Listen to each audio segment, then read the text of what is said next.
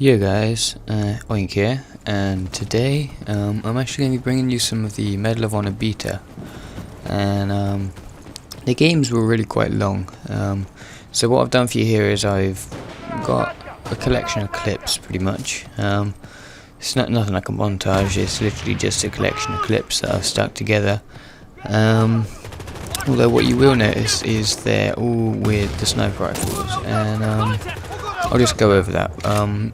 I first jumped on this game, and I had a little play with all of the different weapons, but I really found the assault rifles and the SMGs, they weren't, I don't know, they weren't quite cutting it for me.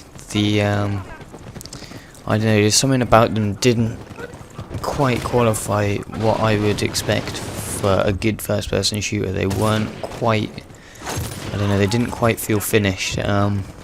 So I thought, well, to get the most out of the unlock system, because you require quite a lot of sort of XP points to go up, but I'll go over that in a second. I thought it's probably better if I stick with one sort of class type. So I went for the sniper, because I do like to snipe.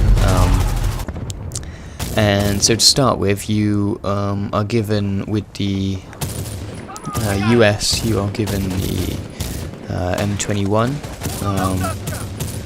and with the, I'm not sure what they are actually, I'm not entirely sure which group they are, but it's an SVD Dragunov, and you start with the red dot sight. I think one has a red dot, one has a holographic. And as you progress, you get more unlocks, and you get a scope. I think for the first one, like an ACOG scope. Yeah, the one you can see I'm using right now, and that was quite effective in this sort of close range situation. I quite liked it. As you progress even further, you unlock these bolt actions, which are very similar to the bolt action rifles from Battlefield Bad Company 2, and people are going to draw a lot of similarities between these two games, and I can see why. I've also just started playing Battlefield Bad Company 2, and I can see where the similarities come from. I'm not sure, I think it might have been DICE that were making the multiplayer for this, so there's a good reason why there might be similarities, but yeah, I thought the sniping was really fun on this. Unlike in Battlefield, and what people have been talking about in some forums, for people who don't have the beta, is that there is no bullet drop, unlike in Battlefield. Which, I don't know, it brings into play a lot less in terms of sniping. Less skillful, I guess you'd call it, but it also means there's a lot more snipers. The similarity being, you need a headshot to kill them, unless they're already injured or wounded or whatever you want to put it as. You need a headshot to get a one-shot kill, and it's quite hard. People generally aren't static for a long time in this game because there's often an objective, or you're generally trying to get somewhere. So it wasn't like the easiest thing in the world to snipe, but in terms of how they handled though, I felt the semi-autos handled a little bit better than the manual reload, the bolt actions, and that was just because I felt the actual reloading sort of system was a lot slower than almost it would be in real life. The Battlefield one is reasonably slow, but I just felt it wasn't quite realistic somehow. Like you hold your breath, and if I don't know, just something about it didn't quite feel sturdy, and I mean it was really enjoyable sniping, but just in comparison with Battlefield, it wasn't quite up to it just yet. But I'm going to sort of go over a few topics and maybe give you sort of review style video here. So in terms of controls, it controls very similarly to Battlefield. It's quite a heavy feel, it's quite weighty.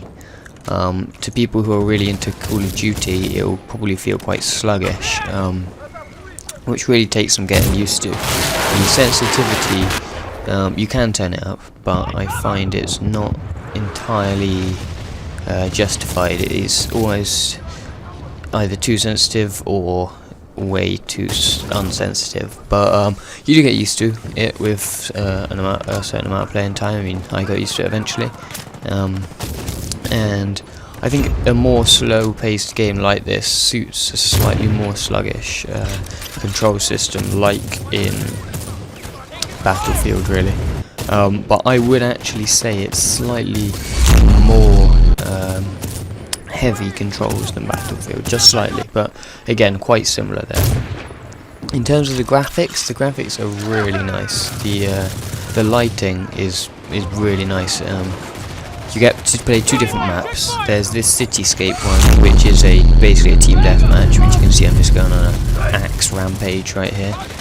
This is the sort of cityscape team deathmatch one, which is basically vertical gameplay. There's rooftops and windows and streets, all that kind of stuff, which is it's really well drawn, and the lighting, like I said, is spot on, and there's a nice little no scope for the win, the last kill there. In terms of models, the gun models are quite nice actually. The player models aren't so good, but I'd say the gun models are quite similar to the Battlefield ones. They're quite well drawn. They're kind of stubby in comparison with Call of Duty guns, but they're nice looking.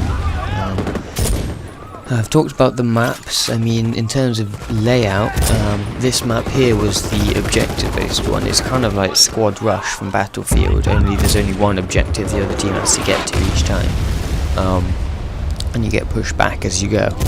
If you don't know what Squad Rush is, basically you start at the defending team start an objective, the attacking team have to rush and secure that objective. Once they secure it, the defending team gets pushed back to a further back objective, and I think there's 5 objectives you need to take in this map, and this one is really nice. It's wide open, it's perfect for sniping, you can get some really nice long range hits, and yeah, once I discovered this game mode, I wasn't aware that you could play it to start with. I was just on this. It was much more fun and much more teamwork based. You really had to work as a team to actually get the objectives done, and at one point we actually held the first objective for the whole game, and that was a really satisfying feeling. There's a couple problems. When you die, you may have been noticing it in some of these clips, it actually slows down massively.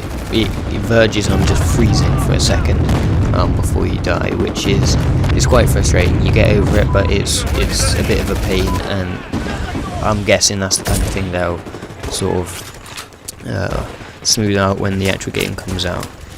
In terms of realism, I'm not entirely sure where they're coming from. It's fairly realistic, but then if you got shot in the chest with a round that size, you wouldn't just carry on running, so it's not 100% realistic.